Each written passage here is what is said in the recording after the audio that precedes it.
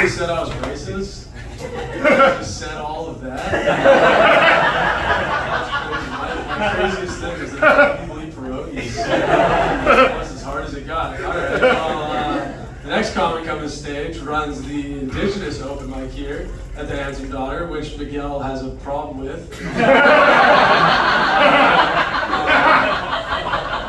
He didn't say that to me, but when I said it, I saw the look on his face wasn't great. I'm not going to keep going into it, but I hope you guys... Okay, you know what, it's fine. Alright, make some noise for your next comic, Jeffrey Gobil, everybody.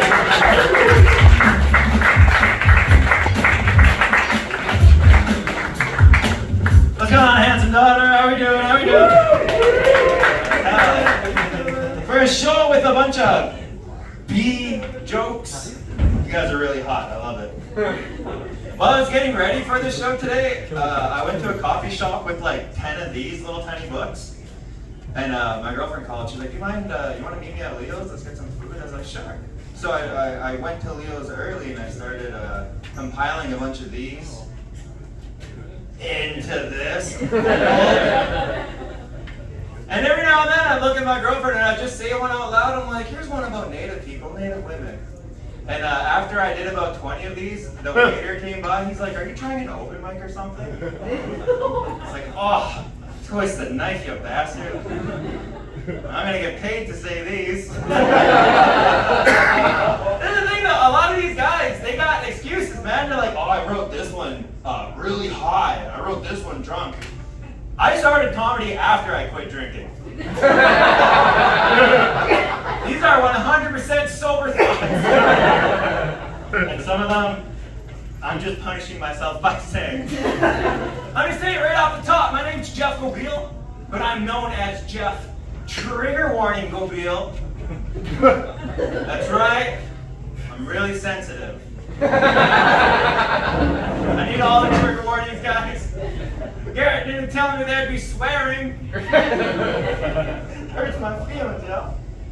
My father passed on, but when he was alive, he's a pretty great man. He was in AA for like 30 years, and he gained this ability to see a person for who they are, see like through their insecurities, and take those insecurities and turn them into strengths. I really love my dad for this. And the thing was, my dad's also the same person who like put my dog down. This is how he did it. He looked at my dog, he was like, "You'll never be shit, dog." Pay some rent, you little bastard. Then get the fuck out. Man, my family, I'm also sober, yeah, I said that. My family used to tell me, "Jeff, we never want you to drink and drive. Never drink and drive. If you ever do, call us. We'll call an Uber for you. We'll pay for the Uber." I'd rather pay for your Uber than pay for your funeral. And I was like, "Well, then answer my fucking drunk calls." I love you. No, I'm staying over. Hello? My family doesn't answer. Oh God. Being in the comedy scene, I learned one thing. Comedians and therapists are the only two people who I'll tell a story to, and then they'll be like, "There's definitely something there."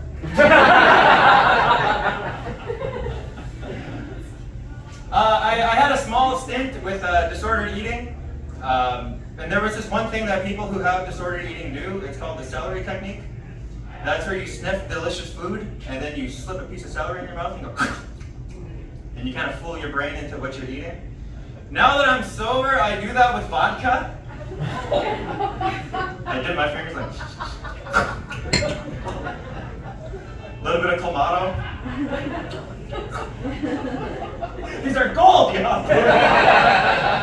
I'd like to know which joke that server at Leo's heard and came over and was like, "I gotta stop this. I gotta make sure he never says any of this shit."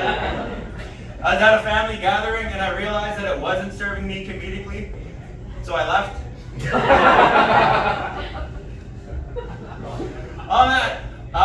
Since doing doing comedy, it's become a bad habit. 5 minutes into any conversation, I'll just say, I'll leave you with this.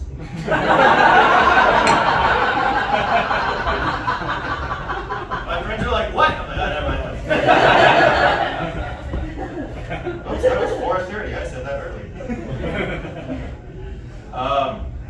I'll leave you with this.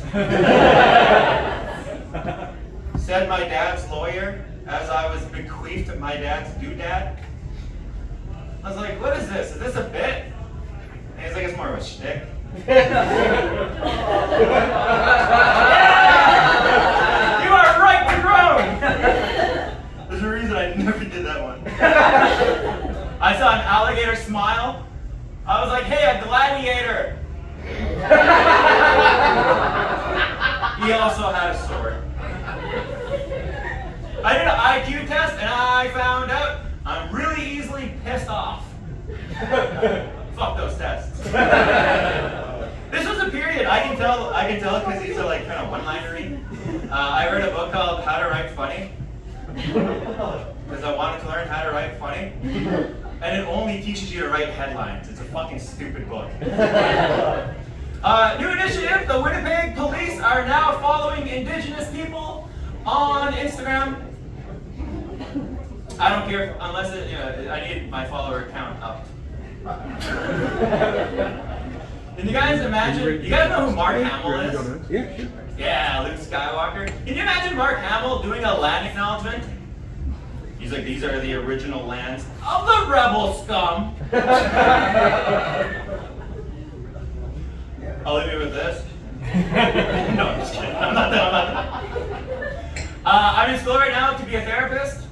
And it's because in 2019 I was in therapy. And I was about a year in at this point, and I'm looking at my therapist and I'm like, no matter what I tell this woman, no matter what I say, she validates it, she makes me feel good, and then I leave. And then I looked at her and I was like, I can do your job. Okay, this is what I'll actually leave you with. Norm Macdonald is a big inspiration to me. He's my favorite comedian of all time. And now that he's dead, I'm just imagining him in purgatory. So here's my impression of Norm Macdonald in purgatory. Huh? What? Oh, let's see here. I was just alive. So by process of elimination, I'm dead. This is just waiting. I was doing this when I was alive.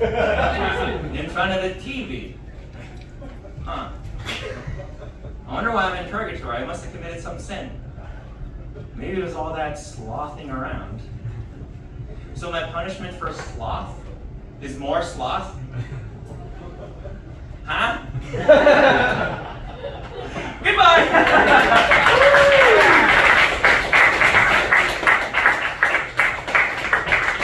Keep going, Jeff. Go